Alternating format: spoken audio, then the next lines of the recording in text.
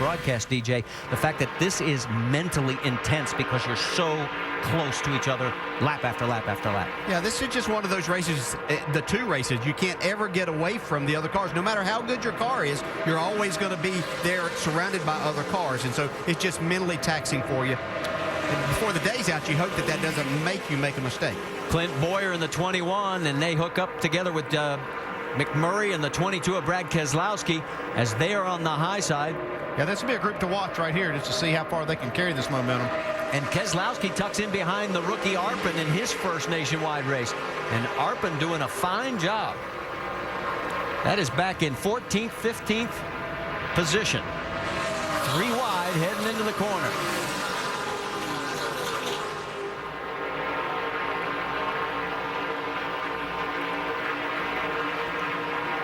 You remember earlier, see Clint Bowyer right there making his way to the front. Right here's this big wreck that we had on the front stretch. A lot of cars involved. You see that 21 car coming right through there. Gets a little bit of contact, spins, but doesn't do any damage. Just barely missed Morgan Shepherd there. A total of 12 cars were involved in our one big crash so far today. Hopefully it's the last one. We told you that 6 of them never made it back out onto the racetrack. And there is Bowyer right now as he is fighting his way back towards the front. He's shown in 19th position right behind the 22 of Keselowski. Yeah, you can see Colin Brown there in the 16 car. He's got a lot of damage from that accident on the right side of his car. Doing a nice job keeping it up inside the top 20. Well, he has to have a good run. I mean, he is under the gun right now with Jack Roush and the team.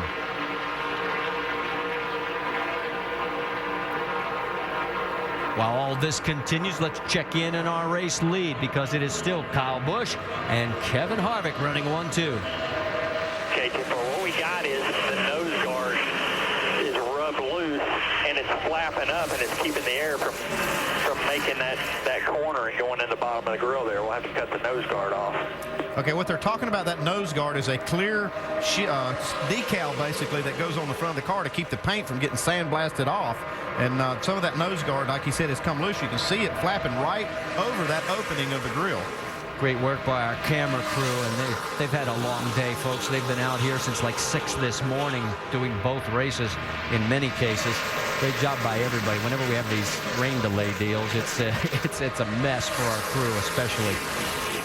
The battle continues.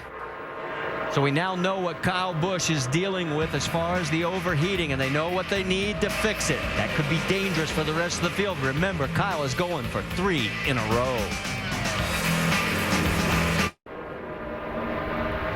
Back here at the Aaron's 312, the action continues at Talladega as we're well past halfway, working lap number 70 of 117. And it's now Paul Menard and Brad Keselowski out in front as they have helped each other into that position with Kyle Busch third, Kevin Harvick fourth, and Joey Logano, despite his earlier travails of dragging the fuel can off of pit road, he finds himself back into fifth.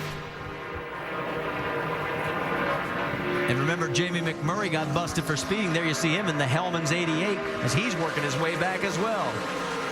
Let's talk more about Mr. Menard. He is doing really well here, Mike Massaro. Yeah, Marty, this has to be a tremendous relief for that race team. I spoke with them just after qualifying on Friday, and they were scratching their head. They had a vibration, a mysterious vibration that they couldn't diagnose.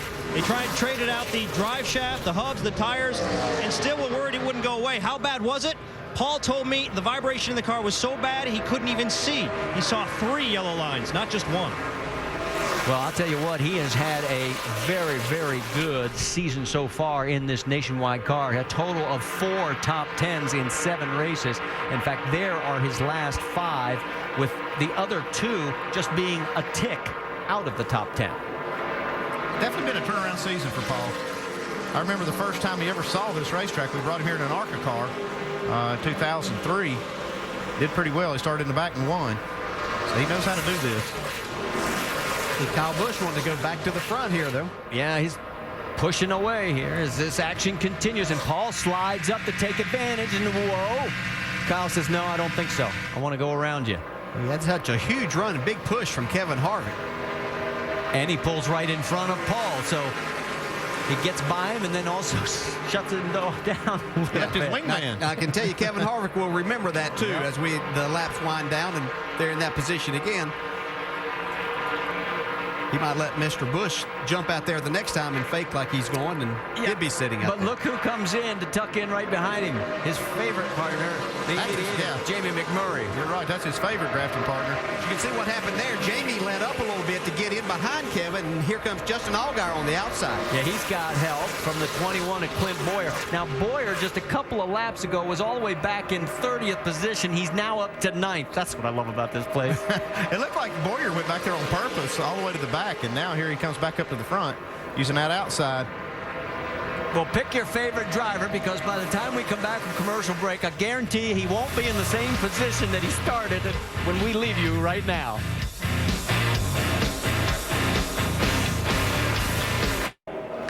All right, let's get caught up on what's happened so far with a 5-hour Energy Rapid recap, as Kevin Harvick is attempting to make history, winning both the Nationwide and Sprint Cup races in the same day. He's already won the Sprint Cup race. Let's go to lap number 20, because this is when we have the 12-car big one. 6 of them do not come back from this, including Mike Wallace, Michael Annett, Jason Leffler, Reed Sorensen, Stephen Wallace, all of them out. Others suffer a lot of damage, including Carl Edwards. In fact, right now, Carl Edwards could be out of the top 5 in points unless some things happen. This is Carl also on lap 47, as he has problems. He's already like 7-8 laps down at this point. Almost gets into the field. Luckily keeps it down and was able to continue on pit road. Well, Joey Logano forgot about the fact that the fuel's supposed to go in the tank and the can's supposed to stay on pit road, and he gets penalized. And just a moment ago, here's another lead change. Kyle Busch gets shuffled as Menard goes around with the help of Brad Keselowski, and Brad says, "Thank you very little. I'll take over from here." Back to the action, and you see that's Eric McClure down below the line and getting out of everybody's way, as he has got a problem. And down the backstretch, Brad Keselowski's in the middle of that mix, and again, it looks like Kyle's temperatures are going up.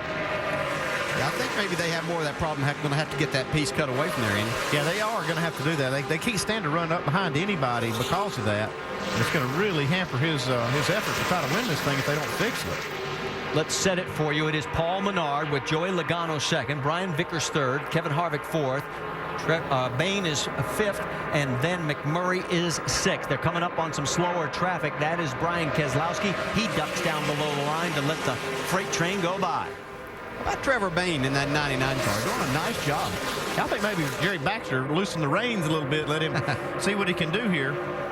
Total of 31 cars still on the lead lap, and there they go side by side with Harvick, as we mentioned, looking to make NASCAR history. No one has ever won a Sprint Cup and a Nationwide Series race on the same day at the same track. Yeah, Trevor said he wanted to learn today, so he's in between the guys who finished first and second in the Cup race, so that's a good place to get some experience. Another youngster doing really well is Steve Arpin, but how about a shout out for the 0 of Chrissy Wallace? First time we've really gotten our sights on her. She has been very consistent here, Doc. Indeed she has, Marty. The 21-year-old daughter of series veteran Mike Wallace, making only her second ever NASCAR Nationwide Series start. And give a call to her car owner, Johnny Davis. He went to Richard Childress Racing and bought a very good race car, a Clint Bowyer car. Then he went and bought an ECR engine to give her the best shot to come here and run laps and get some experience. She responded with an 18th place qualifying run and is trying to just finish this race and get laps on a super speedway here in Nationwide competition. Good job for Chrissy. It certainly is. And back at Daytona, she qualified, and that car was a handful. We could see it all, and she was out very early in that race, finishing 43rd. It's amazing what a good race car will do for you, though. She's got a good horse today. Doing a good job with it, just like Doc said. Well, remember, she ran a truck race here and beat her father. I mean, he was That's in the saying race something, as well. too. He's good here. Trevor Bain fell back a little bit. Right now he's alongside of Arpin and Chrissy Wallace, and now we're going 4 wide, and there's a lot of rookie stripes there.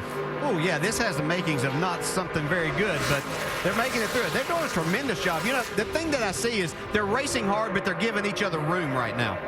Keselowski on the low side, right behind Chrissy Wallace. He was up in the lead for a while. In fact, led a total of 10 laps. He's one of 12 different leaders. We've had 27 lead changes so far today, and we're still on lap 81 of 117. Yeah, we still got 37 laps to go, and at some point that intensity level does ratchet up. We see more giving early in the race than taking, but that sure does flip over when you get down to about 20 to go. Yeah, we still have quite a bit to go here, and And you can see Brendan Gaughan, who was in that. He spun earlier, making his way back up there with the help of Steve Arpin. He's running 8th, right ahead of Chrissy